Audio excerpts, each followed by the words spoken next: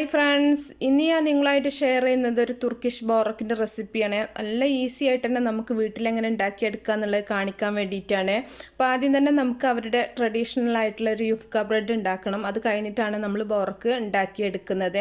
അതുകൊണ്ട് തന്നെ വളരെ ഈസിയാണ്. അപ്പോൾ ഇതെങ്ങനെയാണ് ചെയ്യുന്നത് നോക്കിയാലോ. ആദ്യം തന്നെ ഞാനിവിടെ 1.5 കപ്പ് മൈദ എടുത്ത് വെച്ചിട്ടുണ്ട്. അതിലേക്ക് ആവശ്യത്തിനുള്ള ഉപ്പ് ചേർക്കുന്നുണ്ട്. അപ്പോൾ ഇത് നമുക്ക് മൈദയിൽ തന്നെയാണ് ചെയ്യാൻ നല്ലത് കേട്ടോ. ഗോതമ്പിൽ ചെയ്യാൻ കഴിയൂല. അല്ലെങ്കിൽ മൈദയും ഗോതമ്പും കൂടെ പകുതിയായിട്ട് എടുക്കുക. ഇനി ഇതിലേക്ക് 1 ടേബിൾ സ്പൂൺ ഓയിലും കൂടെ ചേർത്തിട്ടുണ്ട്. ഓയിലോ ബട്ടറോ നെയ്യോ നിങ്ങളുടെ ഇഷ്ടത്തിനനുസരിച്ചിട്ട് നിങ്ങൾക്ക് ചേർത്ത് കൊടുക്കാം. എന്നിട്ട് നല്ല പോലെ ഇതൊന്ന് മിക്സ് ചെയ്തെടുക്കുന്നുണ്ട്. എന്നിട്ട് നമ്മളിത് സാധാരണ വെള്ളം ഒഴിച്ചിട്ട്, സാധാരണ വെള്ളം എന്ന് പറഞ്ഞാൽ പച്ചവെള്ളമാണ്, പച്ചവെള്ളം ഒഴിച്ചിട്ട് ഇതൊന്ന് ചപ്പാത്തി മാവിൻ്റെ പാകത്തിന് നമ്മളിതൊന്ന് കുഴച്ചെടുക്കണം. നമ്മൾ ചപ്പാത്തിക്കൊക്കെ കുഴക്കുന്ന അതേ രീതിയിൽ തന്നെ നല്ലോണം കുഴച്ച് സോഫ്റ്റ് ആക്കി എടുക്കുക. പ്രത്യേകിച്ച് ഇതൊന്നുമില്ല കേട്ടോ.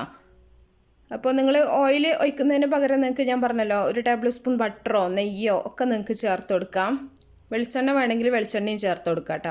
ഈ ചിലർ ചോദിക്കും വെളിച്ചെണ്ണ ചേർത്താൽ എന്താ കുഴപ്പമെന്ന്. വെളിച്ചെണ്ണൻ്റെ ഒരു ടേസ്റ്റ് ഉള്ളതുകൊണ്ട് തന്നെ എല്ലാവർക്കും ചിലപ്പോൾ അത് ഇഷ്ടപ്പെട്ടോളന്നില്ല. എന്നാൽ ചിലർക്ക് നല്ല ടേസ്റ്റി ആയിട്ടുള്ളൊരു ഇതാവും അത്. അതുകൊണ്ട് അങ്ങനെ ഇഷ്ടപ്പെടുന്നവർ വെളിച്ചെണ്ണ ചേർക്കുക. എന്നിട്ട് നമുക്ക് കുറേശ്ശെ വെള്ളം ഒഴിച്ചിട്ടൊന്ന് മിക്സ് ചെയ്ത് നോക്കിയിട്ട് ചപ്പാത്തി മാവിൻ്റെ പാകത്തിനൊന്ന് കുഴച്ചിട്ട് വെക്കുക. ഒരു 10 മിനിറ്റ് ഒന്ന് റെസ്റ്റ് ചെയ്യാൻ മാറ്റി വെക്കുക. ഒരു സമയം കൊണ്ട് ഞാൻ ഒരു 2 ഉരുളക്കിഴങ്ങൊന്ന് ഉപ്പും മഞ്ഞളും ഇട്ടിട്ടൊന്ന് പുഴുങ്ങിയെടുത്തിട്ടുണ്ട്. നല്ല പോലെ തന്നെ വേവിച്ചെടുക്കുക കേട്ടോ. അപ്പോൾ ഞാൻ ഉരുളക്കിഴങ്ങിൻ്റെ ഒരു ഫില്ലിങ്ങാണ് ഇതിന് കൊടുക്കുന്നത്. നിങ്ങൾക്ക് ഇറച്ചിയുടെ ഫില്ലിങ്ങോ ചീസിൻ്റെ ഫില്ലിങ്ങോ ഒക്കെ ഇതിലേക്ക് ചേർത്ത് കൊടുക്കാം. ഇതിലേക്ക് ഒരു ചെറിയ ഉള്ളി അരിഞ്ഞത് ചേർക്കുന്നുണ്ട്. ചെറിയൊരു മീഡിയം സൈസ് ഉള്ളി എടുത്തിട്ടുണ്ട്. ഇനി കുറച്ച് മല്ലിയില അരിഞ്ഞതും കൂടെ ചേർക്കുന്നുണ്ട്. ഇനി നിങ്ങൾക്കിത് ഉള്ളി വഴറ്റിയിട്ട് വേണമെങ്കിലും ഈ ഒരു ബോയിൽ ചെയ്തിട്ടുള്ള ഉരുളക്കിഴങ്ങ് ഇട്ടിട്ട് അങ്ങനെയും മസാല ഉണ്ടാക്കിയെടുക്കാം. ഇതിലേക്ക് ആവശ്യത്തിനുള്ള കുരുമുളക് പൊടി, അതുപോലെ തന്നെ ഒരു 1/2 ടീസ്പൂൺ ഗരം മസാലയും കൂടെ നമുക്ക് ചേർത്ത് കൊടുക്കാം. ഇനി ഇതിലേക്ക് പ്രത്യേകിച്ച് ഞാൻ ഒരു മസാലകളൊന്നും ചേർക്കണില്ല കേട്ടോ. ഉരുളക്കിഴങ്ങ് നമ്മൾ ഉപ്പിട്ട് ആണ് വേവിച്ചിട്ടുള്ളത്. ഉപ്പും മഞ്ഞളും കൂടെ ഇട്ടിട്ടാണ് വേവിച്ചിട്ടുള്ളത്. ഇനി നിങ്ങൾക്ക് വേണമെന്നുണ്ടെങ്കിൽ ഇതിലേക്ക് മുളക് പൊടി, പച്ചമുളക് ഇതൊക്കെ വേണമെങ്കിൽ ചേർത്ത് കൊടുക്കാം. ഉള്ളിയും പച്ചമുളകൊക്കെ വഴറ്റിയിട്ട് വേണമെങ്കിലും നിങ്ങൾക്ക് മസാല ഉണ്ടാക്കിയെടുക്കാം. അപ്പോൾ നല്ല പോലെ മിക്സ് ചെയ്ത് വെച്ചിട്ടുണ്ട്. ഈ ഒരു സമയം കൊണ്ട് തന്നെ നമുക്ക് നമ്മുടെ മാവും തന്നെ നന്നായിട്ട് സോഫ്റ്റായി വന്നിട്ടുണ്ട്. ഇനി ഇത് നമുക്ക് ചെറിയ ഉരുളകളാക്കിയിട്ട് ഇതുപോലെ ഉരുട്ടിയെടുക്കാം. അപ്പോൾ നിങ്ങളെ വലിയ തവയൊക്കെ ആണെന്നുണ്ടെങ്കിൽ കുറച്ച് വലിയ ഉരുളകളായാലും കുഴപ്പമില്ല കേട്ടോ. ചുട്ടെടുക്കാൻ വലിയ തവയൊക്കെ ഉണ്ടെന്നുണ്ടെങ്കിൽ നമുക്ക് വലിയ ഉരുളകളാക്കിയിട്ടും പരത്തിയെടുക്കാം. ഇനി ഓരോന്നും നമ്മൾ ചെറിയ പൂരിൻ്റെ വലിപ്പത്തിലൊന്ന് പരത്തിയെടുക്കുക. ഒരു 4 അല്ലെങ്കിൽ ഒരു 5 വെച്ചിട്ട് ഒന്നിച്ച് വെച്ചിട്ടാണ് നമ്മളിത് പരത്തിയെടുക്കുന്നത്. അപ്പോൾ നമ്മൾ പൊടിയിട്ടിട്ട് സാധാരണ ചപ്പാത്തിയൊക്കെ പരത്തുന്ന പോലെ ഒന്ന് പരത്തിയെടുക്കുന്നുണ്ട്. അപ്പോൾ ഒരു 4 വെച്ചിട്ട് നമുക്ക് ആദ്യം ചെയ്യാം. അപ്പോൾ ഒരു 4 ഇതുപോലെ പരത്തിയതിന് ശേഷം ഒന്നിൻ്റെ മുകളിൽ നന്നായിട്ട് ഓയിലൊന്ന് സ്പ്രെഡ് ചെയ്ത് കൊടുക്കുക.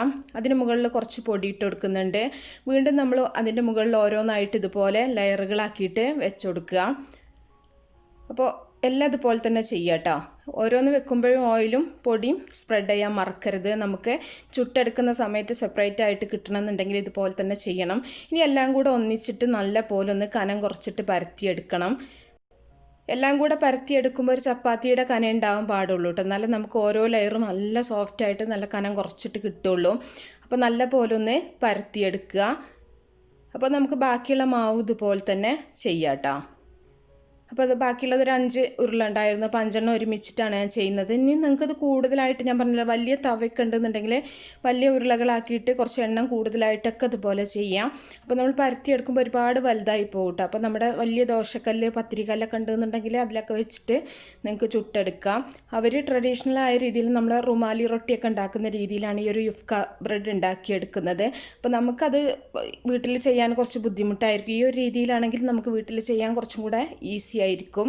ഈ ഒരു തവ ചൂടാക്കിയതിന് ശേഷം നമുക്കിത് ചുട്ടെടുക്കാം. ഒരുപാട് തീ കൂട്ടി വെച്ചിട്ട് ചുട്ടെടുക്കരുത്. നമുക്കിത് ഒരുപാട് അങ്ങോട്ട് വേവിച്ചെടുക്കേണ്ട ആവശ്യമില്ല.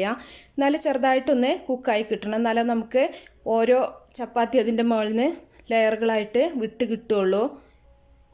അപ്പോൾ ചെറിയ തീയിലിട്ടിട്ട് തിരിച്ചും മറിച്ചിട്ടിട്ട് നല്ല പോലെ ഒന്ന് വേവിച്ചെടുക്കുന്നുണ്ട്. അപ്പോൾ നമ്മൾ ഒരുപാട് തീ കൂട്ടി വെച്ചിട്ടുണ്ടെങ്കിൽ പുറം ഭാഗം പെട്ടെന്ന് തന്നെ കരി കിട്ടും. അത് നമുക്ക് ഉൾഭാഗത്ത് നിന്ന് ലെയറുകളൊന്ന് സെപ്പറേറ്റ് ആയി കിട്ടാൻ വേണ്ടിയിട്ട് മാത്രമാണ് നമ്മളിപ്പോൾ കുക്ക് ചെയ്തെടുക്കുന്നത്. അപ്പോൾ നിങ്ങൾക്ക് ഇങ്ങനെ ഈ ഷീറ്റ് ഉണ്ടാക്കി വെച്ചിട്ടുണ്ടെന്നുണ്ടെങ്കിൽ സമൂസ ഷീറ്റ് ഉണ്ടാക്കിയെടുക്കാം. ഒരുപാട് പലഹാരങ്ങൾ ഉണ്ടാക്കിയെടുക്കാൻ പറ്റും കേട്ടോ. ഇതുപോലെ ചുട്ട് വെച്ചിട്ടുണ്ടെന്നുണ്ടെങ്കിൽ അത്രയും കനം കുറഞ്ഞിട്ടുള്ള ഷീറ്റായിരിക്കും ഓരോന്നും. അപ്പോൾ നമ്മൾ രണ്ടാമത്തതും ഇതുപോലെ ചുട്ടെടുക്കുന്നുണ്ട്. അപ്പോൾ ഞാൻ കുറച്ച് ഫാസ്റ്റായിട്ടാണ് കാണിക്കുന്നത് കേട്ടോ. അപ്പോൾ ഇതൊക്കെ നിങ്ങൾക്ക് ഒരുപാട് വിശദമായിട്ട് ഇങ്ങനെ കാണിക്കേണ്ട ആവശ്യമില്ല. അപ്പോൾ നിങ്ങളുടെ ടൈമും ഒക്കെ വേസ്റ്റ് ആവും എന്ന് വിചാരിച്ചിട്ടാണ് കുറച്ച് ഫാസ്റ്റായിട്ട് കാണിച്ചിട്ടുള്ളത്. ഇതുപോലെ ചുട്ടെടുത്തതിന് ശേഷം കുറച്ച് ചൂടാറിയതിന് ശേഷം ഇതുപോലെ ഒന്ന് ലെയറുകളാക്കിയിട്ട് ഒന്ന് എടുത്താൽ മതി. നമുക്ക് കറക്റ്റായിട്ട് തന്നെ കിട്ടും കേട്ടോ. നമ്മൾ പരത്തിയെടുക്കുന്ന സമയത്ത് ഓയിലും പൊടിയും കറക്റ്റായിട്ട് ഇട്ടിട്ടുണ്ട് എന്നുണ്ടെങ്കിൽ ഇതുപോലെ നമുക്ക് ലെയറുകളായിട്ട് കിട്ടും. അപ്പോൾ നല്ല നൈസായിട്ടുള്ള ചപ്പാത്തികളായിട്ടാണ് കിട്ടുക കേട്ടോ. അതുകൊണ്ടാണ് നമ്മൾ മൈദയിൽ തന്നെ ഇത് ചെയ്യണമെന്ന് പറയണേ. ഗോതമ്പിൽ ചെയ്യുകയാണെന്നുണ്ടെങ്കിൽ ഇത്രയും നൈസായിട്ട് നമുക്ക് കിട്ടാൻ കുറച്ച് ബുദ്ധിമുട്ടാണ്. അപ്പോൾ എല്ലാം ഇതുപോലെ ഒന്ന് സെപ്പറേറ്റ് ചെയ്ത് വെക്കുന്നുണ്ട്. അപ്പോൾ അതൊക്കെ കുക്കായിട്ടുണ്ട് കേട്ടോ. അപ്പോൾ പുറം ഭാഗത്ത് മാത്രമേ കുറച്ചൊന്ന് മൊരിഞ്ഞിട്ടുണ്ടാവുള്ളൂ. ഉൾഭാഗത്തൊക്കെ നന്നായിട്ട് തന്നെ വെന്തിട്ടുണ്ടാവും. ഇനി നമുക്കിതൊരു സൈഡിലേക്ക് മാറ്റി വെച്ചിട്ട് ഒരു കോഴിമുട്ടൊന്ന് ഒരു ചെറിയ ബൗളിലൊന്ന് പൊട്ടിച്ച് വയ്ക്കാം. ഇത് നമുക്ക് എഗ് വാഷ് ചെയ്യാൻ വേണ്ടിയിട്ടാണ്. അതിൻ്റെ മുകളിലൊന്ന് തേച്ച് കൊടുക്കാൻ വേണ്ടിയിട്ടാണ് കേട്ടോ. അപ്പോൾ ഇതിൽ ഉപ്പിടണം നിർബന്ധമൊന്നുമില്ല. ഉപ്പ് വേണമെന്നുണ്ടെങ്കിൽ നിങ്ങൾക്ക് ഉപ്പിട്ടിട്ട് ഒന്ന് മിക്സ് ചെയ്തെടുത്താൽ മതി. ഇനി നമ്മൾ ഓരോ ഷീറ്റ് എടുത്തിട്ട് നേരത്തെ റെഡിയാക്കി വെച്ചിട്ടുള്ള ആ ഒരു ഫില്ലിംഗ് ഉണ്ടല്ലോ ഉരുളക്കിഴങ്ങിൻ്റെ, അത് ഇതിൽ വെച്ച് കൊടുക്കുന്നുണ്ട്. ഈ ഉരുളക്കിഴങ്ങിൻ്റെ ഫില്ലിങ്ങിന് പകരം നിങ്ങൾക്ക് ബീഫിൻ്റെ മിക്സോ ചിക്കൻ്റെ മിക്സോ ഒക്കെ നിങ്ങളെ ടേസ്റ്റിനനുസരിച്ചിട്ട് നിങ്ങൾക്ക് ചേർത്ത് കൊടുക്കാം. വെജിറ്റേറിയൻസ് ആണെങ്കിൽ ഇതുപോലെ ചെയ്യുക. ഇല്ല നിങ്ങൾക്ക് നോൺ വെജാണ് ഇഷ്ടം എന്നുണ്ടെങ്കിൽ അങ്ങനെ നിങ്ങൾക്ക് ഫില്ലിങ് വെച്ച് കൊടുക്കുക. എന്നിട്ട് ചെറുതായിട്ടൊന്ന് റോളായിട്ടൊന്ന് ചുരുട്ടിയെടുക്കുക.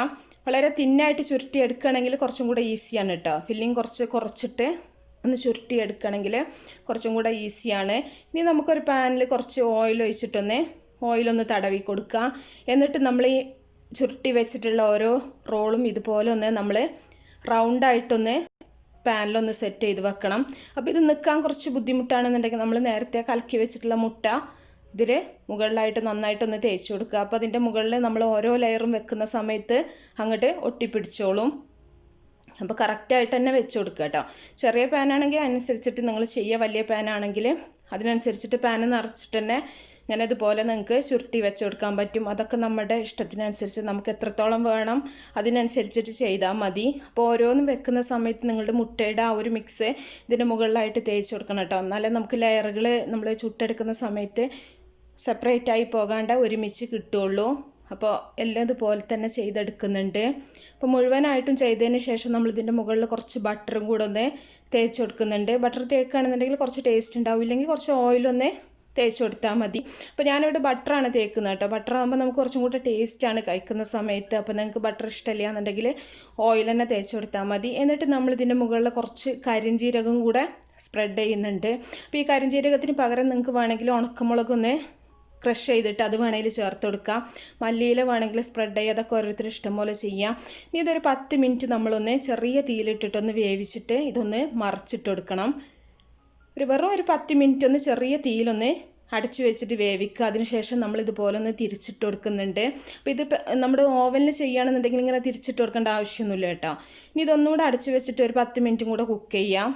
എന്നിട്ട് നമുക്കിത് അടുപ്പിൽ നിന്ന് മാറ്റിയിട്ട് ഒരു പ്ലേറ്റിലേക്ക് മാറ്റിയിട്ട് നമുക്ക് കഷ്ണങ്ങളായിട്ട് മുറിച്ചെടുക്കാം. അപ്പോൾ നല്ല സോഫ്റ്റാണ്, കഴിക്കാനും നല്ല ടേസ്റ്റാണ്. ബ്രേക്ക്ഫാസ്റ്റിനോ സ്നാക്കായിട്ടൊക്കെ നിങ്ങൾക്ക് ഉണ്ടാക്കാൻ പറ്റും. അപ്പോൾ എല്ലാവരും ഉണ്ടാക്കി നോക്കുക. എന്നിട്ട് നിങ്ങളുടെ അഭിപ്രായങ്ങളൊക്കെ അറിയിക്കുക. ഇഷ്ടപ്പെട്ടാൽ ലൈക്ക് ചെയ്യുക, ഷെയർ ചെയ്യുക. അപ്പോൾ നല്ല റെസിപ്പികളൊക്കെ ആയിട്ട് നമുക്ക് അടുത്തൊരു വീഡിയോയിൽ കാണാം. ഓക്കേ.